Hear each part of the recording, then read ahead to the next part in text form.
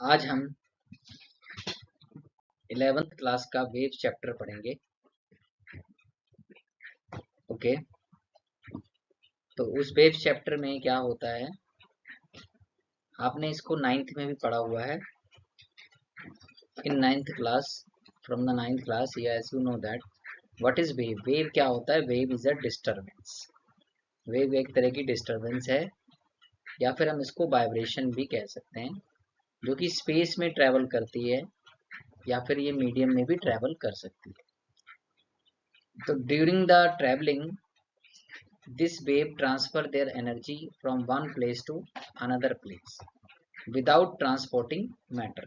बिना मैटर को ट्रांसपोर्ट किए ये वेव जो है, ये जो डिस्टरबेंस है या वाइब्रेशन है इन स्पेस और मीडियम, ये अपनी एनर्जी ट्रांसफर करती है। ठीक है बेटा। नेक्स्ट इसमें आप देख रहे हैं कि मीडियम जो है वो वाइब्रेट हो रहा है विद द पार्टिकल, और अपनी एनर्जी जो है ट्रांसफर हो रही है पार्टिकल की from one place to another place without changing the position. तो on the necessity of wave medium we can classify into three types: mechanical wave, electromagnetic waves and matter waves.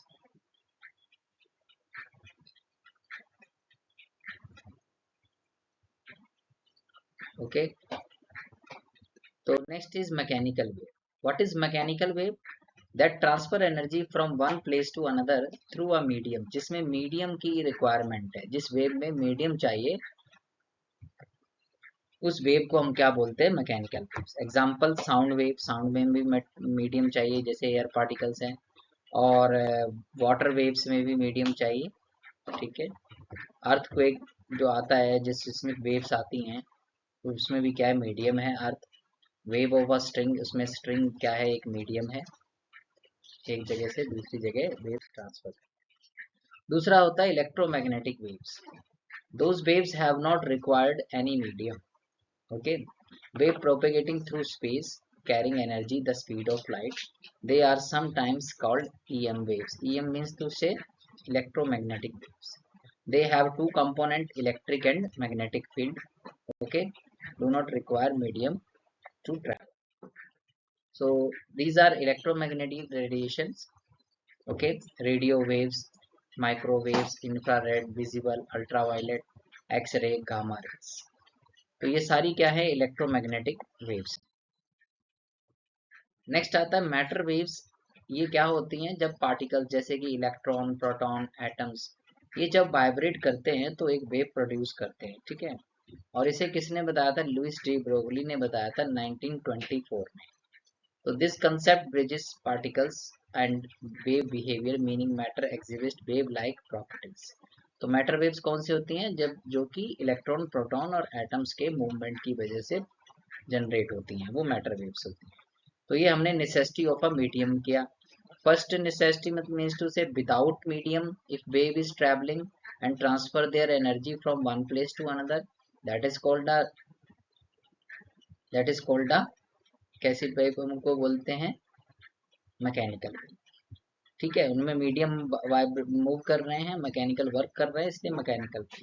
Electromagnetic waves में हमें कोई medium नहीं चाहिए, उसमें energy transfer हो रही है एक जगह से दूसरी जगह इन स्पेस में, that is the electromagnetic waves. और मैटर वेव्स में क्या है? पार्टिकल्स वाइब्रेट होते हैं, जैसे कि electron, protons and atoms. Okay, तो ये पार्टिकल्स जो है वो वेव प्रोड्यूस करते हैं। ठीक है, जिस तरह से आप यहाँ पे देख रहे हैं कि जो गैस के पार्टिकल्स हैं उनको जब हम हीट करते हैं तो क्या होता है कि पार्टिकल्स जो है वो मूव करना स्टार्ट कर देते हैं। पार्टिकल्स बहुत छोटा स्मॉल साइज होता है और ये एक वेव प्रोड्यूस करता है। Okay, similar. Next is on the basis of vibration of the particle, हम दो तरह से डिवाइड करते हैं, लॉन्गिट्यूडनल एंड ट्रांसवर्स वेव्स। तो ये लॉन्गिट्यूडनल एंड ट्रांसवर्स वेव्स आप 9th में पढ़ चुके हैं। What is longitudinal waves? क्या होता है कि लॉन्गिट्यूडनल वेव्स में जब मीडियम के पार्टिकल जो है वो पैरेलली मूव करते हैं along the direction of propagation, that is called a longitudinal wave, length wise. Okay, for example जैसे साउंड वेव है, या फिर हम स्प्रिंग लेते हैं, स्प्रिंग को हम क्या करते हैं? स्ट्रेच करते हैं या कंप्रेस करते हैं, तो स्प्रिंग जो है वो to and fro motion about the mean position vibrate करने लग जाता है।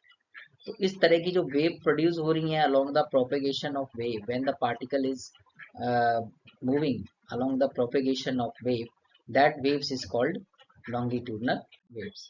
जैसे कि साउंड वेव्स है, साउंड जनरेट होता है तो साउंड के पास जितने भी मॉलिक्यूल्स हैं वो वाइब्रेट होते हैं, वो क्या करते हैं, इस वाइब्रेशन एनर्जी को आगे की तरफ मूव करवा देते हैं, दूसरे पार्टिकल को ट्रांसफर कर देते हैं और अपनी बैक पोजीशन पे आ जाते हैं। सिमिलरली जो नेबरिंग ग्रुप ऑफ एटम है वो क्या करता है, वो भी वाइब्रेट होने लगता है और वाइब्रेट होकर थोड़ा आगे मूव करता है और फिर दोबारा वापस अपनी मेन पोजीशन पे आ जाता है और एनर्जी ट्रांसफर कर देता है नेक्स्ट नेबरिंग मॉलिक्यूल। इस तरह से साउंड जो है वो एक जगह से दूसरी जगह मूव करती है।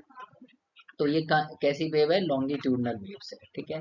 और इसमें देखो जहां पर मॉलिक्यूल्स ज्यादा हो रहे हैं, जहां पर डेंसिटी ज्यादा बढ़ रही है, उस एरिया को हम बोलते हैं कंप्रेशन, और जहां पर डेंसिटी कम हो रही है उसको हम क्या बोलते हैं, rarefaction. Is it clear to all of you? Next आता है ट्रांसवर्स वेव। अब ट्रांसवर्स वेव क्या हो रहा है, इसमें आप देखो, इसमें आप देख रहे हैं एनिमेशन में, इसमें पार्टिकल अप एंड डाउन जा रहा है पर वेव जो है, डायरेक्शन ऑफ प्रोपगेशन वेव जो है वो परपेंडिकुलर है to the disturbance of the particle. So क्या होता है transfer wave, where the particles of the medium vibrate और oscillate perpendicular to the direction of wave travel. These waves move up and down or side to side creating an alternating field, crest and trough। तो जब ये particle जो है ऊपर की तरफ move करते हैं, ठीक है, तो उसको ऊपर की तरफ अप एंड डाउन मूव करते हैं तो एक वेव प्रोड्यूस होती है, ठीक है। तो जो ये जो पार्टिकल है अप वाला, इसको हम क्रेस्ट बोल देते हैं और इसको क्या बोल देते हैं, ट्रफ बोल देते हैं, ठीक है। वैलीज जो होती है, वैलीज मतलब नीचे वाली जो ये नीचे लोअर पार्ट को हम क्या बोलते हैं, ट्रफ्स, और अपर पार्ट को हम क्या, पीक्स को क्या बोल देते हैं, crest. On the basis of energy propagation, ठीक है, एनर्जी कैसे प्रोपेगेट करती है तो हम उसको दो में डिवाइड करते हैं, प्रोग्रेसिव वेव और स्टेशनरी वेव। प्रोग्रेसिव वेव का मीनिंग ही आपको पता चल रहा है कि आगे की तरफ मूव करना, ओके। सो प्रोग्रेसिव वेव क्या होती है, दैट ट्रेवल्स थ्रू स्पेस और मीडियम, ये स्पेस में भी ट्रेवल कर सकती है, मीडियम में भी ट्रेवल कर सकती है, transferring energy from one place to another without transporting matter, ठीक है। वो किस तरह की वेव्स होती हैं, प्रोग्रेसिव वेव्स। अभी हमने जो वेव्स की बात की है, मतलब जितनी भी वेव्स हैं वो आगे की तरफ अगर मूव कर रही है फॉरवर्ड डायरेक्शन में, उनको हम प्रोग्रेसिव वेव्स कहते हैं। अब स्टेशनरी वेव्स कैसे जनरेट होती हैं, ये है प्रोग्रेसिव वेव्स, ओके। तो ये प्रोग्रेसिव वेव्स हैं, मूव कर रही हैं आगे की तरफ। नेक्स्ट है स्टेशनरी वेव्स। स्टेशनरी वेव्स में आप देख रहे हैं कैसे जनरेट होती है, मान लो एक वेव्स यहाँ से गई, ऐसे जा रही है, और दूसरी वेव इसके ऑपोजिट साइड से जाएगी, तो इनका जो नेट रिजल्ट है वो हमें कुछ भी दिखाई नहीं पड़ेगा। तो हम उस तरह की वेव्स को क्या बोल देते हैं, स्टेशनरी वेव्स बोल देते हैं। तो क्या होता है कि are interference patterns created when two identical waves with same amplitude, same frequency, same wavelength traveling in opposite direction along the same medium, ठीक है जी। तो suppose that एक वेव यहाँ से यहाँ पर जा चली गई और दूसरी वेव जो है यहाँ से इस ऑपोजिट डायरेक्शन में जा रही है, सेम एम्पलीट्यूड और सेम वेवलेंथ की, ठीक है जी। तो ये कैरेक्टरिस्टिक्स हैं एम्पलीट्यूड, फ्रीक्वेंसी, वेवलेंथ, ये हम अभी डिस्कस करेंगे।